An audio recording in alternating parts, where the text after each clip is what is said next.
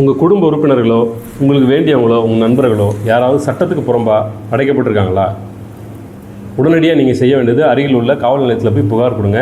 அதுக்கான ரசீதை வாங்கிக்கோங்க. அவங்க எதுவும் நடவடிக்கை எடுக்கலையா, இமிடியேட்டாக ஆன்லைன் போர்ட்டலில் போய் ஒரு கம்ப்ளைண்ட்டை ஃபைல் பண்ணுங்கள்.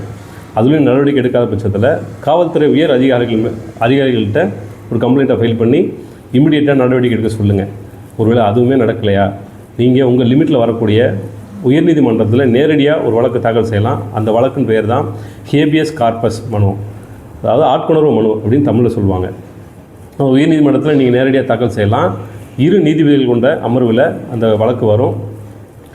உண்மையிலே உங்களுக்கு வேண்டியவங்க உறவினர்கள் வந்து சட்டத்துக்கு புறம்பாக அடைக்கப்பட்டிருக்கிறது உறுதியாக தெரிஞ்சுன்னா எவ்வளோ சீக்கிரம் அவங்கள வெளிக்கொண்டு வர முடியுமோ அவ்வளோ சீக்கிரம் வெளிக்கொண்டு வரதுக்கான ஏற்பாடுகளை காவல்துறைக்கு நேரடியாக உத்தரவிடுவாங்க. அவர்களே நீங்கள் காப்பாற்றி வெளியே கொண்டு வந்துடலாம்.